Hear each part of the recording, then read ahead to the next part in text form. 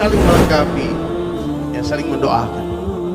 Ya kan ini syarat cinta, syarat mencintai Allah. Qul in kuntum tuhibbunallaha fattabi'uni yuhibbukumullah. Kalau kalian benar-benar mencintai aku, kata Allah, ikutilah Muhammad sallallahu alaihi wasallam, yuhibbukumullah, Allah akan mencintai kalian. Bukan hanya cinta Allah kita dapatkan, wa yaghfir lakum dzunubakum, Allah akan ampunkan dosa-dosa kita.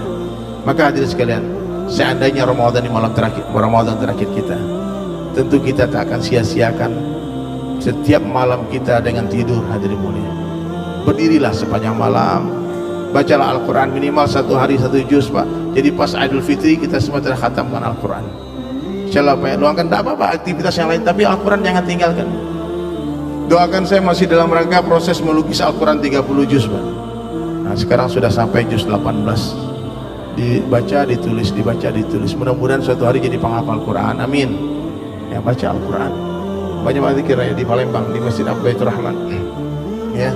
Kemudian hadirin sekalian, kalau kita ingin memperbaiki diri kita, perbaiki sholat. Orang yang memperbaiki sholat, otomatis dia memperbaiki dirinya. Alangkah indahnya kalau sepanjang tahun sholat seperti ini, Pak, ramenya.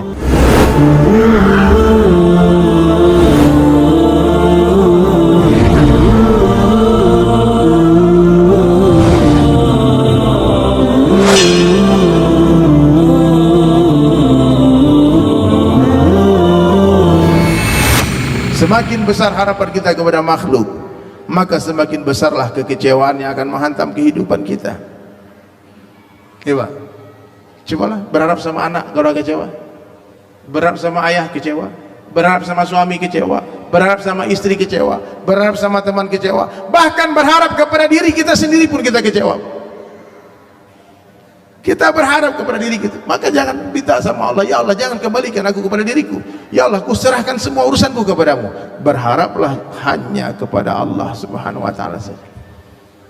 Maka dalam satu hadis qudsi Allah jelaskan, sekiranya kalian mendapatkan aku, kata Allah, kalian akan dapatkan segala-galanya. Tapi bila kalian kehilangan aku, kalian akan kehilangan segala-galanya. Tidak masalah kita kehilangan seseorang karena Allah, jangan sampai hilang Allah karena seseorang. Tidak masalah kita kehilangan pekerjaan karena Allah, jangan sampai hilang Allah karena pekerjaan. Hilang pangkat dan jabatan karena Allah, no problem. Jangan sampai hilang Allah karena itu semua. Dapatkan Allah, dapat segala-galanya. Hilang Allah, hilang segala-galanya. Nah, di hari kita bicara kebesaran Allah, hari itu iman kita akan meningkat. Dan di hari kita bicara kebesaran selain Allah, hari itu iman kita turun. Kenapa hari ini iman kita turun naik? Karena kita tidak istiqamah dalam bicara kebesaran Allah. Kadang bicara kebesaran Allah, kadang bicara kebesaran bapakku, pamanku, kakekku, kawanku, aku. Stop. Tidak ada yang hebat selain Allah. Tidak ada yang berkuasa selain Allah. Presiden, gubernur, wali kota, bupati tidak punya kekuasaan apa-apa. Jangankan menguasai orang banyak, menguasai diri mereka pun mereka tak mampu. La ilaha illallah, itu maksud la ilaha illallah. Allah kuasa, makhluk tak kuasa.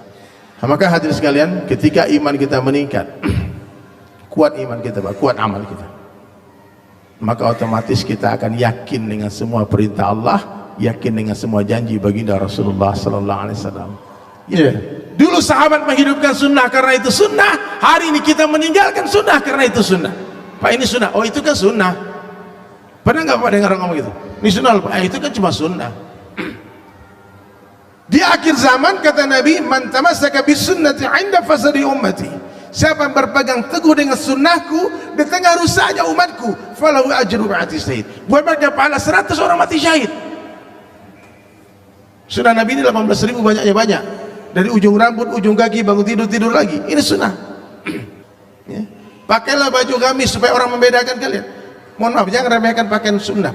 Pakaian gamis koko. Kawan saya cerita, dia pergi ke England.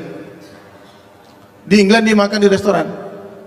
Tiba-tiba pas masuk restoran kata waitress restoran, excuse me brother, our restaurant is not halal. Restoran kami nggak halal. Dia tahu ini yang datang orang Islam. Kenapa? Pakaiannya.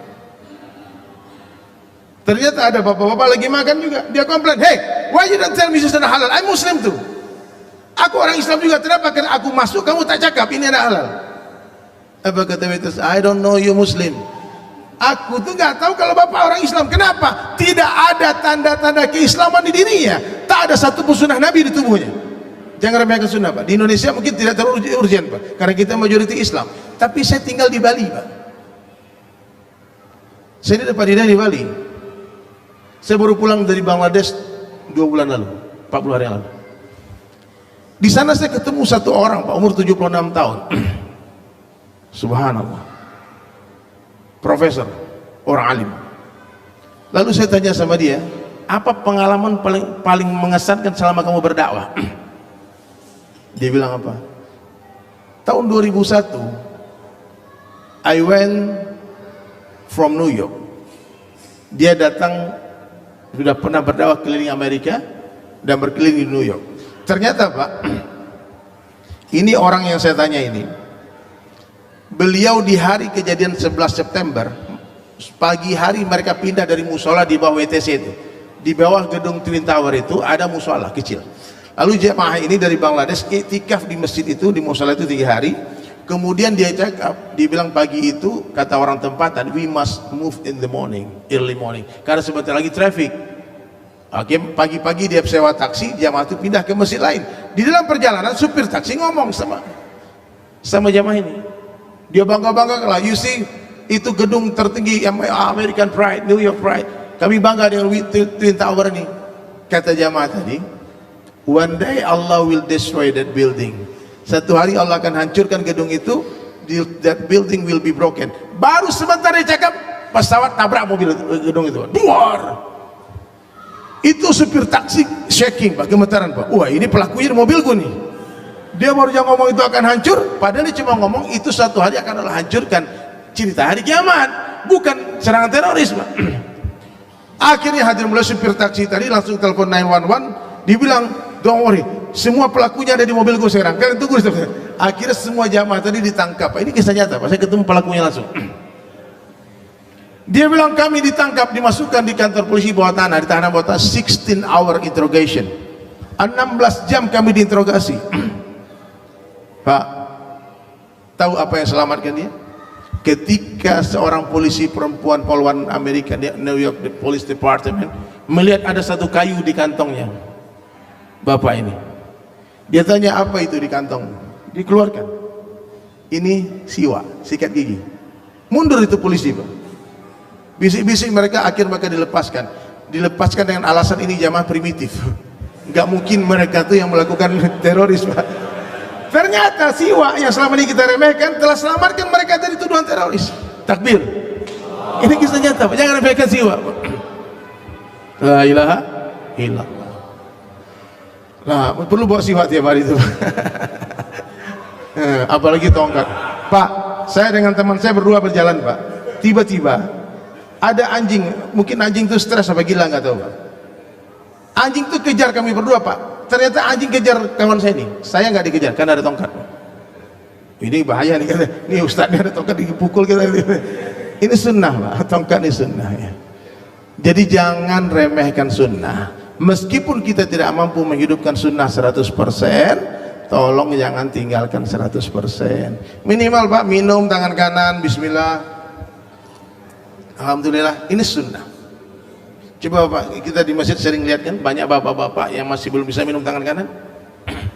Banyak. Saya pernah survei di pesta pernikahan, Pak. Kan kita ada barale, orang Minang tuh ramai barale tuh. Dan saya bukan tajasus, saya bukan mencari aib orang. Cuma saya mau membuktikan berapa banyak umat Rasulullah yang bisa minum tangan kanan dan duduk. Hasil survei saya, Pak. Bapak boleh survei sendiri, tak sampai 10% umat Islam minum tangan kanan dan duduk dengan adab. Nggak percaya coba, Pak. Hampir semuanya minum tangan kiri. Kalau kita tegur, minum aja kau urus. Apalagi masalah istinja, buang air kecil, hampir semuanya berdiri, betul nggak, Pak?